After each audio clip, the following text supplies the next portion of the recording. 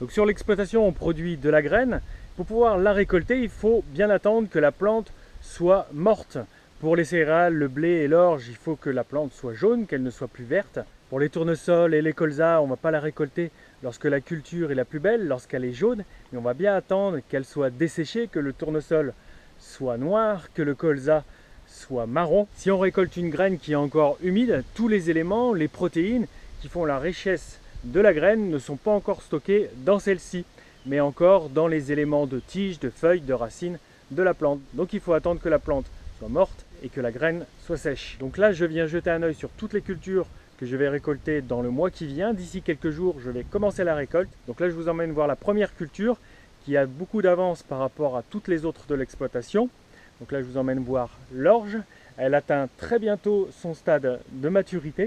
Le champ est jaune. Là, aujourd'hui, nous sommes le 16 juin et d'ici une petite dizaine de jours, à mon avis, je pourrai déjà y aller avec la moissonneuse. Pourquoi ne pas y aller aujourd'hui? De loin, comme ça paraît mûr. Mais quand on s'y approche,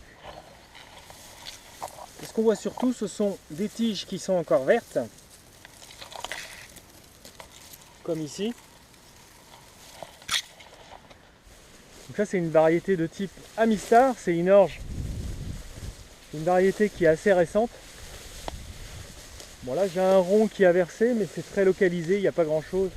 Il y a peut-être juste ce rond là sur la totalité de la parcelle qui fait une vingtaine d'hectares. Je suis très content de la culture, elle n'a pas versé. Elle a eu que de faibles besoins en azote. Ici, le précédent était une luzerne, donc le sol était pourvu quand même en éléments nutritifs. J'ai eu peu d'éléments fertilisants à apporter. Puis aussi, chose particulière, elle s'est très bien comportée envers les maladies. J'ai divisé par deux le fongicide par rapport à d'autres années classiques. J'ai réussi à observer de manière très précise les maladies du feuillage. Donc je n'ai pas protégé la plante quand elle était en pleine montaison. Je l'ai protégée juste en fin de cycle, j'ai protégé la dernière feuille. Je vous avais expliqué, la dernière feuille, c'est celle qui fait quasiment tout le rendement. Et je l'ai protégée avec une protection fongique à ce moment-là. Et puis ça s'est très bien tenu, elle a toujours été très saine. Bon, les orges ont quand même souffert de l'eau durant l'hiver, je vous avais fait voir. Il a beaucoup plu et à des zones, elle a un petit peu pourri, les pieds, il s'en est perdu. Au niveau du salissement et des mauvaises herbes, je suis très satisfait. D'habitude, ici, on est infesté de vulpins. Mais le précédent a joué son rôle. Il y avait donc une luzerne pendant 3 années. Ça a permis de contenir la population en vulpins. Ici, on en a quand même un. Voilà. On va l'éviter de grainer, même s'il est peut-être un peu trop tard. Je suis très content. L'épi est en bonne santé aussi. J'avais peur qu'avec les fortes et longues pluies du mois de juin, on ait eu des pluies assez exceptionnelles dans la durée et dans la quantité. J'avais peur que l'épi se mette à pourrir, à noircir. Mais là, on a vraiment quelque chose en bonne santé.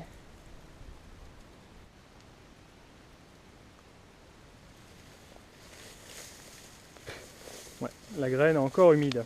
Donc c'est ici dans cette culture et dans ce champ en particulier que vous verrez les premières images de la sortie de la moissonneuse.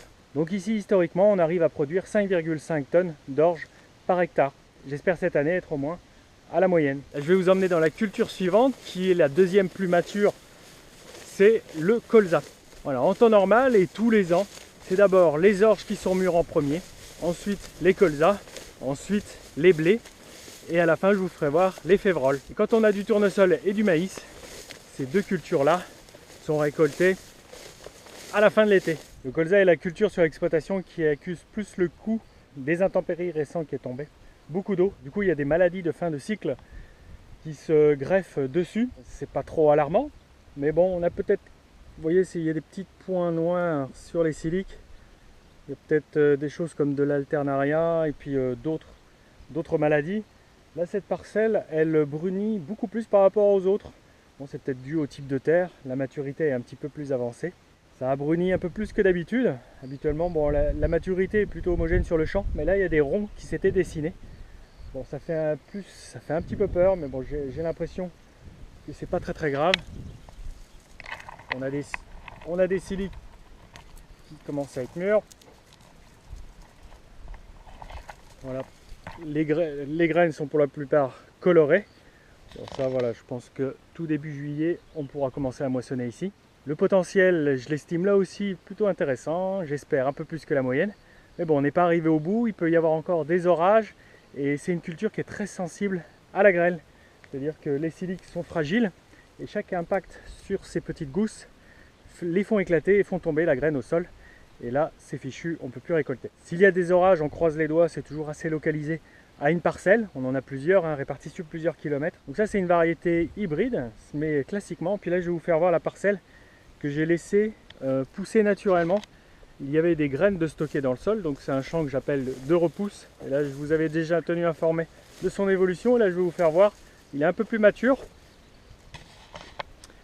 Mais ce qu'il y a, donc, ça c'est beaucoup sali.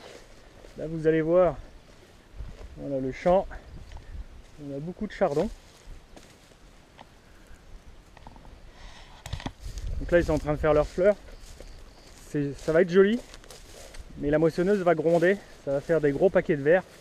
On a aussi d'autres types de chardon. Ceux-là, on dirait des arbres.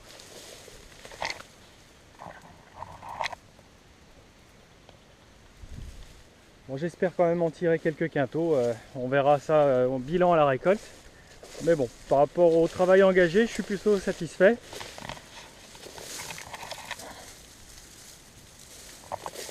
Donc voilà, les variétés, c'est de l'hybride et de la lignée, donc différents types de colza qui se sont mis à repousser après la récolte de Févrole, je vous le rappelle. Donc voilà, ce sont des graines issues de précédentes années, de précédentes récoltes de colza qui étaient tombées derrière la moissonneuse. Il y a toujours de la perte. Bon bah voilà, on a été opportuniste sur cette parcelle là. Mais bon, je l'ai très sali. Beaucoup de mauvaises herbes. Le colza, historiquement, en tonnage récolté à l'hectare, c'est environ 3 tonnes, 3 tonnes 5, soit 300 à 350 grammes de graines au mètre carré. Ce qui est assez stupéfiant, c'est de voir les rapports semés récoltés. Là, par hectare, selon les années, bon, allez, grosso modo, je sème entre 3 et 4 kg de graines par hectare, donc très peu, par rapport aux 3 à 3 tonnes,5 récoltées. Le pouvoir de reproduction est énorme. On peut faire la formule rapide, 1 kg semé par hectare égale 1 tonne récoltée. Troisième culture, le blé. Voilà, vous voyez qu'il est encore vert. Je ne vais pas le récolter avant une quinzaine de jours. Bon là, exceptionnellement, il y a une zone qui a versé. Je ne sais pas pourquoi, c'est la seule parcelle qui a impacté comme ça par le vent. Et puis il y avait une forte végétation, il était très épais. Je l'ai semé sûrement un peu trop épais. Et puis techniquement, j'arrive à ce qu'on appelle une impasse. Là, vous le voyez, plus ou moins, il y a beaucoup de vulpins, de raies gras également. Voilà, ces herbes qui dépassent. Tout ça, ça va rester vert jusqu'à la récolte, même si le blé sera mûr. Le vert de ces mauvaises herbes va rendre assez difficile la récolte. La moissonneuse ne va pas trop aimer ça. Voilà, un petit peu de versé. Là, je ne sais pas si vous voyez, tout ça, ce sont des mauvaises herbes. Donc là, impasse technique pour cette parcelle. Puis il y en a une deuxième à côté. Je vais changer la rotation, je vais y intégrer la Févrole absolument ici. Et peut-être succéder d'un colza après. Bon, ce que je crains un petit peu pour ces zones versées, c'est qu'avec toute l'eau qui est tombée, c'est que le grain en contact avec le sol et l'humidité a une tendance à germer. Bon là, j'ose espérer que les pluies se terminent. Ce que je peux craindre aussi, c'est l'apparition de fusariose. Donc ça, c'est une maladie qui touche les épis, qui va venir ensuite endommager la qualité de la graine. Bon là, j'en trouve pas. La nuisibilité de cette maladie est d'environ 2 tonnes par hectare, ici historiquement.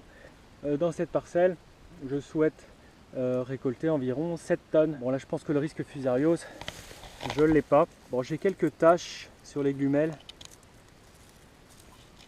Et quelques taches de pourriture.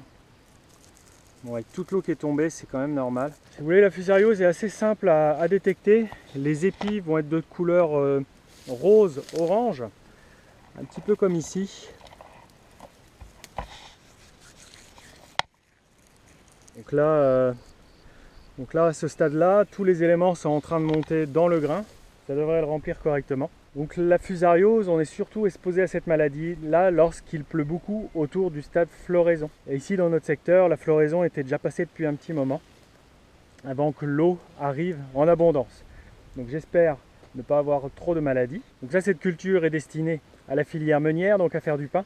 Donc il faut savoir qu'un grain fusarié, donc malade, porteur de ce champignon, peut être déclassé pour la filière meunière, donc pour la consommation humaine, trop porteur en mycotoxines, et voire même parfois déclassé même pour la filière animale.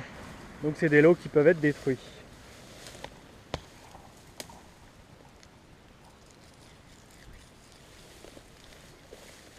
Bon, là c'est vraiment, au niveau salissement, c'est quand même la pire des parcelles. Bon voilà, on constate vraiment que la plante est trop verte. Toutes les tiges sont vertes. Les grains sont encore au stade pâteux. Donc pas avant début juillet, je mettrai la batteuse ici.